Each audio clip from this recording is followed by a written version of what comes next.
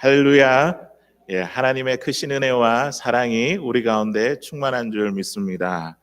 오늘 방송을 보시고 또 이 자리에 함께 예배를 드리시는 모든 분들에게 하나님께서 영의 양식으로 우리에게 필요한 은혜를 주실 줄로 믿습니다. 출애굽한 이스라엘 백성들이 홍해를 건너 광야 생활을 시작했습니다. 광야란 어떠한 곳입니까? 광야에는 먹을 것, 마실 것, 입을 것, 그리고 사람들의 필요에 따라 마음대로 구할 수 없는 곳입니다. 삶의 부족함을 항상 느끼는 곳이 바로 광야입니다. 그런데 이스라엘 백성들이 예전에 살았던 이 애굽은 어떠한 곳입니까?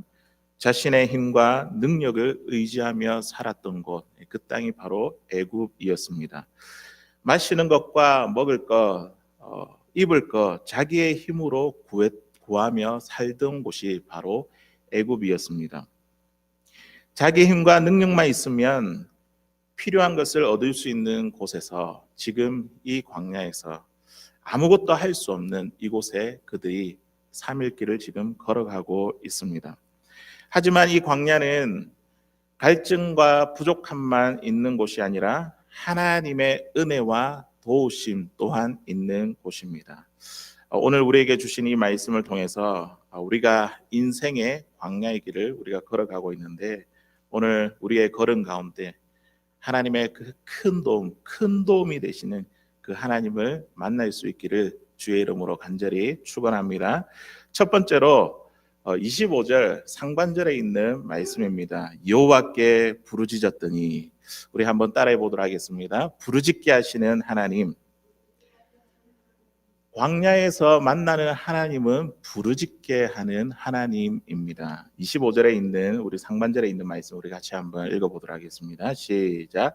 모세가 여호와께 부르짖었더니 여호와께서 그에게 한 나무를 가리키시니 그가 물에 던지니 물이 달게 되었더라. 여기까지 우리 읽도록 하겠습니다. 이스라엘 백성들은 홍해를 건너 이제 광야를 3일 길을 걸어갔습니다. 하지만 그들에게 닥친 문제가 무엇이냐면 물을 구하지 못했습니다. 광야에 3일을 걸었다고 하니까 그들이 갈증으로 인해서 얼마나 고통스럽고 괴롭고 힘들었을까요? 전문가들은 사막에 다니면서 한 3, 4일을 물 없이 버티기가 굉장히 힘들다고 그렇게 말합니다. 물론 애굽에서 가져온 남은 음식과 그 물들이 있었겠지만 점점 줄어드는 그런 음식과 물을 보면서 불안과 두려움으로 생명의 위협을 느꼈을 것입니다. 마침내 그들이 마라라는 곳에 도착했는데 그곳에 물이 있었습니다. 하지만 그 물을 마시자 어떻게 됐다고요? 물이 써서 마시지 못했습니다. 힘들게 물을 찾았는데 마시지도 못했습니다. 갈증으로 인해 그들의 마음이 더욱더 괴롭고 힘들었습니다. 아니나 다를까 백성들은 모세에게 와서 원망하며 불평을 틀어놓습니다. 하나님께서 이스라엘 백성들에게 왜 이러한 어려움을 주실까요? 우리 하나님은 물을 풍족하게 주실 수 있는 분이시고 쓴물이라도 단물로 바꿔 주실 수 있는 분이십니다. 그런데 왜 이스라엘 백성들에게 이러한 어려움을 주셨을까요? 왜냐하면 광야는 내 힘으로 살 수 없는 곳이다. 이것을 가르쳐 주기 위함입니다. 광야는 하나님께 기도하며 하나님의 도우심을 구하는 곳임을 그들에게 가르쳐 주기 위해서 지금 이 어려움을 주시는 것입니다. 광야는 무엇이든지 부족합니다. 내 힘으로 필요한 것들을 구할 수가 없습니다. 물이 없거나 마라 같은 인생의 쓴괴로움을 당할 때에 우리가 부르짖어 기도하는 것이 바로 광야입니다. 광야에서 만나는 하나님은 우리를 부르짖게 하시는 하나님입니다. 홍해를 건넌 이스라엘 백성들은 하나님의 백성이 되었지만 그들은 여전히 애굽에서 살았던 삶의 모습이 남아 있습니다. 3일 동안 물을 찾기 위해 길을 다녔다는 것 한번 생각해 보십시오. 이 말씀은 있지만 그들이 물이 없어서 하나님께 기도했다는 그 말씀은 없습니다. 단지 그들은 자기의 힘과 수고로 늘 해오던 대로, 애굽에서 늘 해오던 대로 힘과 수고로 3일 동안 물을 찾아 다녔습니다. 마침내 이 마라에서 물을 찾았지만 그 물이 어떻다고요? 그 결과가 쓴물이고 결국 실패로 돌아갔습니다. 여기에서 하나님께서 우리들에게 가르쳐 주시는 교훈은 무엇일까요? 우리가 예수를 믿어 믿음 생활을 시작하는 이곳이 바로 광야입니다. 예수님을 믿고 우리가 신앙의 삶을 살아가면 더 이상 우리는 우리의 힘으로 살아갈 수가 없습니다. 하나님의 도움 없이 살아갈 수 없고 하나님이 주시는 그 은혜로 살아갈 수 없는 그곳이 바로 광야입니다.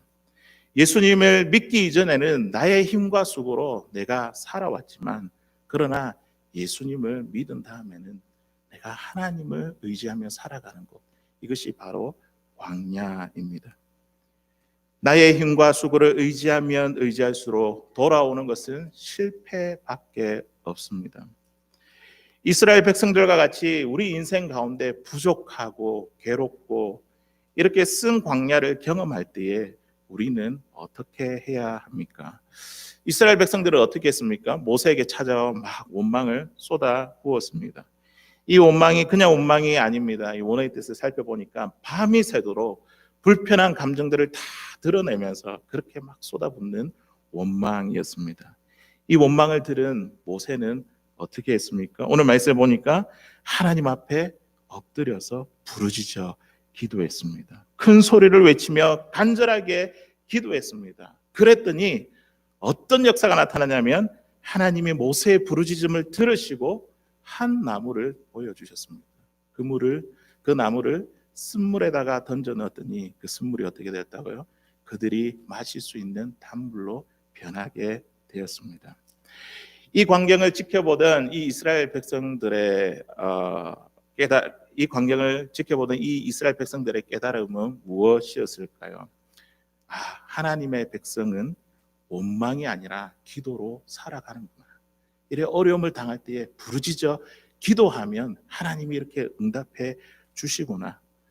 내 힘과 내 수고대로 살아가는 것이 아니라 하나님의 도우심을 구하며 살아가는 것이 바로 하나님의 백성이고 광야에서 하나님께 구해야 할 것이구나.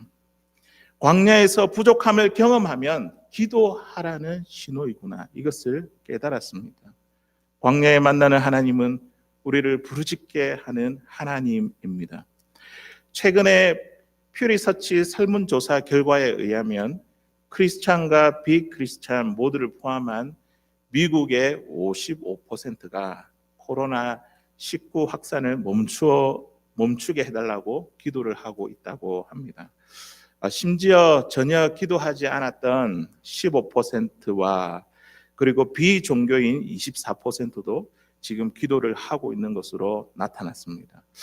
구글에 있는 그 검색창에도 보니까 검색어가 이 코로나 이거 다음으로 많이 검색된 것이 믿음이라든지 하나님 그리고 성경과 기도에 대한 그 검색이 급증하고 있다고 합니다. 예전에는 테크놀로지, 엔터테인먼트, 스포츠 등에 대해 집중되어 있던 관심이 지금 이 코로나 이후로부터 신앙의 영역으로 옮겨진 결과를 보게 되었습니다. 뉴욕 대참사 9.11 테러 때보다 신앙에 대한 간절함이 미국 사람들에게 더 크게 생겼습니다. 이번 이 코로나 사태로 인해 하나님의 백성이 이 어려움을 통해서 하나님께서 우리에게 요구하시는 것이 무엇이냐면 내 앞에서 나와서 부르짖으라는 것입니다. 기도해라는 것입니다. 이번에 우리 교단 차원에서 10-10-10 기도 운동을 벌이고 있습니다. 주보 앞면에 보면 10가지 기도 제목들이 이렇게 기록되어 있습니다. 저녁 10시에 10분 동안 10가지 기도 제목을 가지고 기도하는 내용이 담겨져 있습니다. 우리는 이 위기를 당할 때에 하나님 앞에 나와 쓴물을 경험할 때에 부르짖어 기도해야 될 줄로 믿습니다. 이 땅을 긍휼히 여겨주시고 이 코로나의 사태가 속히 종식될 수 있도록 우리 성도님들, 우리 방송을 보시고 계신 성도님들 기도로 많이 동참해 주시기를 부탁드립니다. 비록 어려운 가운데 있지만 이 위기를 통해서 교회들이 한 마음이 되어 하나님은 기도로 나오게 하십니다. 부르짖게 하십니다. 마라의 쓴물과 괴로움을 겪을 때에 하나님은 우리에게 기도해라 그렇게 말씀하십니다. 우리 빌립보서 4장 6절에서 7절까지 있는 말씀을 우리 같이 한번 읽어보도록 하겠습니다. 시작. 아무것도 염려하지 말고 오직 모든 일에 기도와 간구로 너희 구할 것을 감사함으로 하나님께 아뢰라. 그리하면 모든 지각에 뛰어난 하나님의 평강이 그리스도 예수 안에서 너희의 마음과 생각을 지키시리라. 아멘.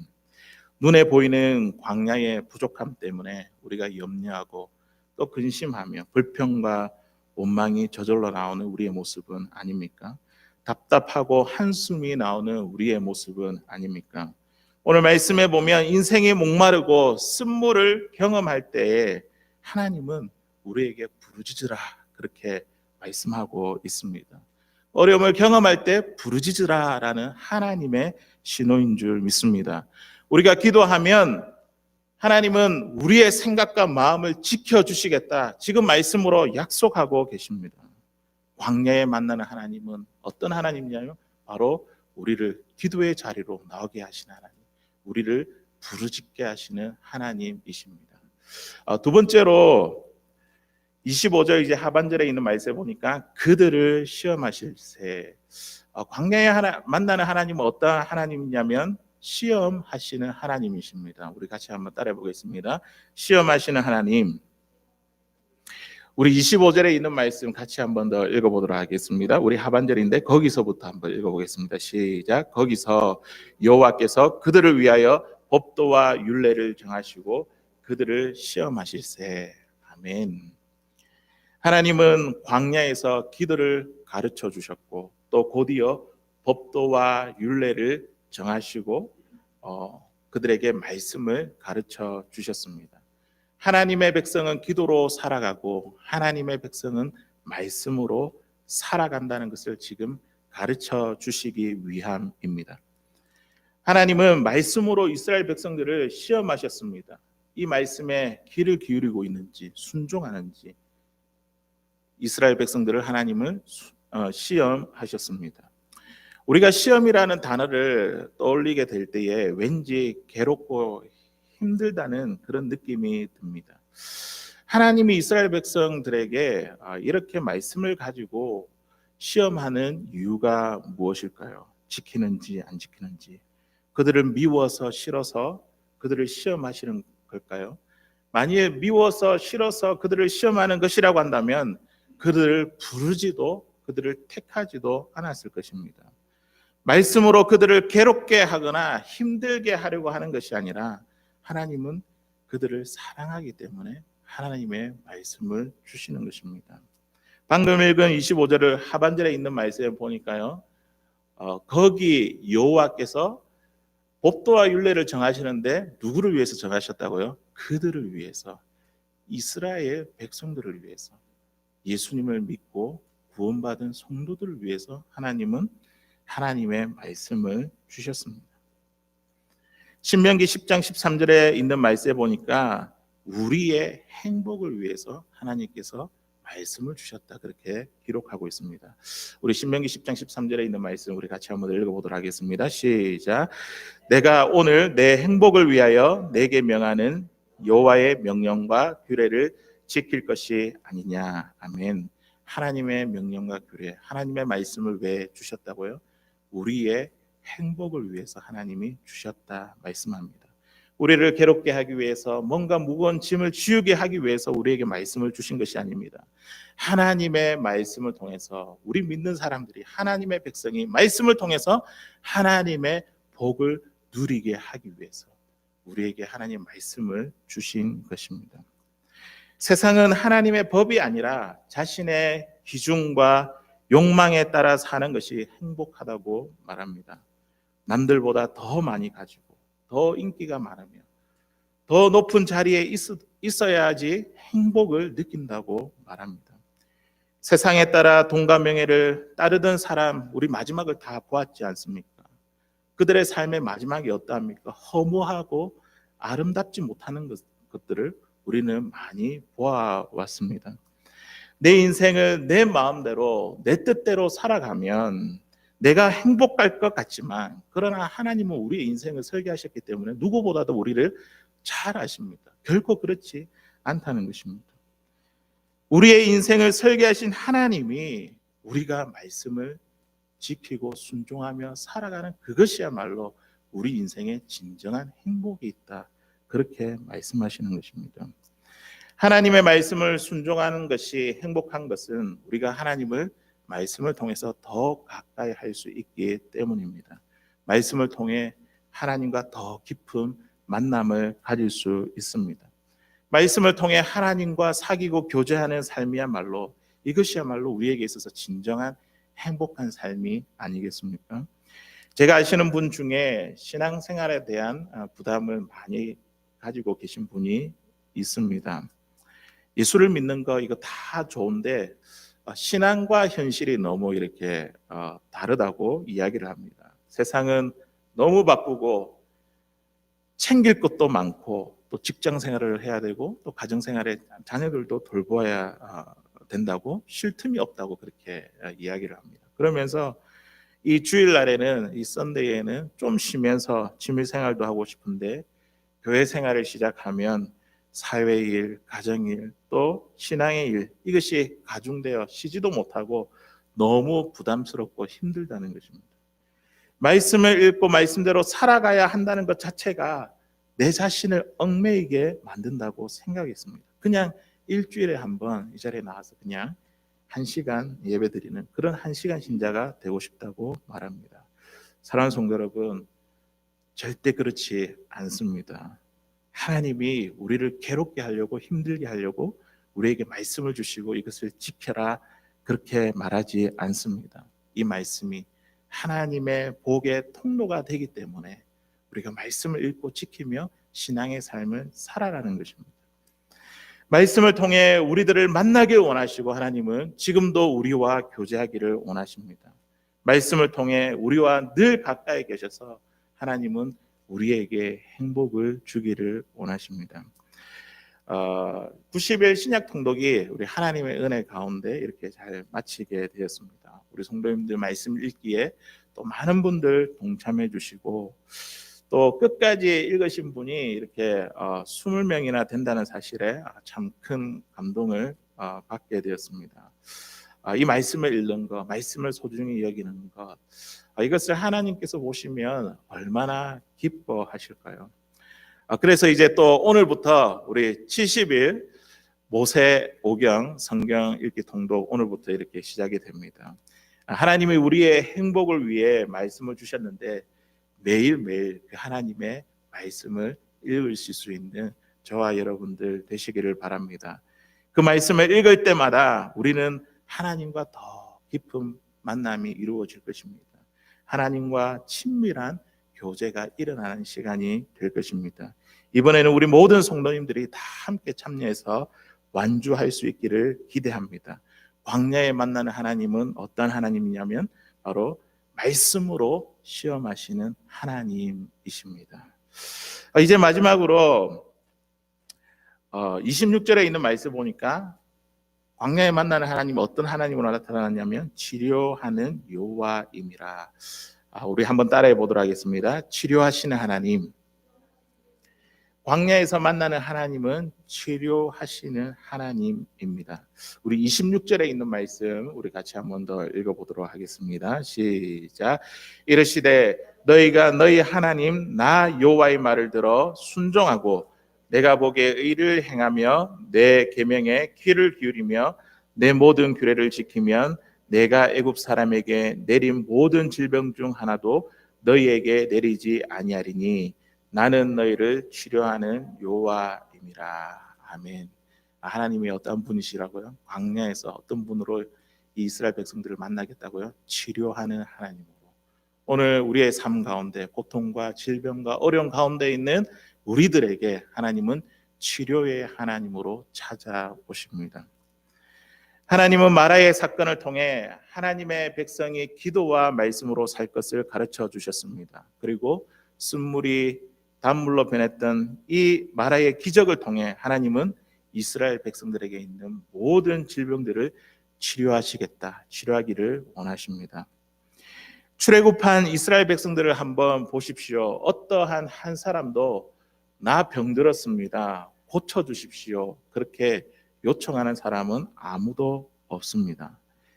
200만 명이라는 한민족이 대이동을 하는데 병든 사람이 없다는 것은 이거는 정말 놀라운 기적이지 않습니까? 이스라엘 백성들이 애굽에 있을 때에도 하나님이 내리시는 10가지 재앙들을 다 똑똑히 보았습니다. 하지만 그들에게는 재앙이 임하지 않았습니다. 그리고 그들이 노예로 있으면서 출애굽할 때 무슨 좋은 음식을 가지고 왔겠습니까? 그들은 나쁜 물을 마시고 오염된 음식을 먹고 있으니 그들의 위생 상태나 영양 상태가 매우 좋지 않았을 것입니다. 이대로 간다면 그들은 곧 병에 걸려 죽고 말 것입니다. 그들이 목이 말라서 3일 동안 물을 찾아 다니면서 그렇게 원망했지, 질병 때문에 하나님을 원망한 사람은 아무도 없었습니다. 민족 대이동에 병든 자가 없다는 것은 이것은 참 놀라운 기적입니다. 왜냐하면 하나님은 하나님의 백성을 치료하시기 때문입니다. 하나님 약속하지 않습니까? 앞으로도 내가 너희를 치료하겠다, 그렇게 약속하십니다. 나는 너희를 치료하는 여호와임이라. 마라의 기적은 하나님의 백성을 긍휼히 여기시고 사랑하시며 돌보고 있는 하나님의 마음을 잘 나타냅니다. 오늘날 코로나 바이러스로 인해 많은 사람들이 고통을 당하고 있습니다. 특별히 확진자로 바이러스와 싸우다 돌아가신 분들이 많습니다. 바이러스에 감염되면 사랑하는 배우자와 이렇게 따로 격리되어야 되고 또 자녀들과도 격리되어야 됩니다. 그러다가 목숨이라도 잃게 되면 사랑하는 분의 마지막까지 함께 할 수 없습니다. 가족들이 얼마나 참 괴롭고 힘들고 고통스럽겠습니까? 우리 하나님은 치료의 하나님이신데 왜 이렇게 우리의 인생에 고통을 주십니까? 왜 우리의 인생에 괴로움을 주십니까? 사실 이 고통의 원인이 하나님께 있는 게 아닙니다. 근데 자꾸만 하나님께 그 원인이 있다고 이야기하죠. 고통의 원인이 하나님께 있는 것이 아니라 우리 안에 있는 죄 때문에 그렇습니다. 인간의 죄가 질병의 원인이 되고 죽음의 원인이 되며 고통의 원인이 됩니다. 이스라엘 백성들은 3일 동안 물을 얻지 못하고 마라의 쓴물 때문에 고통의 모든 원인을 모세와 하나님께 돌렸습니다. 그래서 모세와 하나님께 불평하고 원망하고 있는 것입니다. 그들은 그들 속에 있는 죄악을 보지 못했습니다. 오늘날 우리도 마찬가지지 않습니까? 우리가 당하는 고난과 고통의 원인을 인간의 제약된 본성에서 찾지 못하고 자꾸만 누구 때문에, 자꾸만 무엇 때문에 우리는 그 무엇 때문에 원망하고 불평합니다. 하나님께 나와 모든 불평과 원망을 터뜨립니다. 모든 인간의 고통은 인간이 범한 죄의 증상으로 나타나는 것입니다. 마라의 기적을 통해서 하나님이 우리에게 주시는 영적인 교훈이 있습니다. 마라의 이 사건은 단순한 그냥 기적의 사건이 아닙니다. 쓴물이 단물로 변화되는 이 사건을 통해서 하나님은 모든 질병을 치료하실 그 치료자가 되심을 지금 나타내고 있습니다. 인간에게 있어서 목마름과 쓴맛의 원인이 되는 이 죄의 질병을 우리 하나님께서 고치겠다, 지금 그것을 말씀하고 계시는 것입니다. 모세가 하나님께 부르짖어 기도할 때에 하나님은 모세에게 한 나무를 보여주셨습니다. 그리고 그것을 가져다가 쓴물에 던지니 그 물이 달게 되었습니다. 이것은 곧 앞으로 오실, 이 땅에 오실 예수 그리스도 메시아를 예표합니다. 한 나무가 쓴물에 들어간다는 것은 예수님이 십자가에 자신의 몸을 던져 희생한 것과 같습니다. 달게 되었다는 것은 예수님의 죽음을 통해 인간의 죄의 문제가 깨끗이 해결되었다는 것을 말하고 있습니다. 하나님이 메시아를 통해 인간이 가지고 있는 고질적인 병, 이 죄의 질병을 고치겠다는 그 선언이 오늘 이 마라의 기적의 사건을 통해서 우리에게 보여주고 있습니다.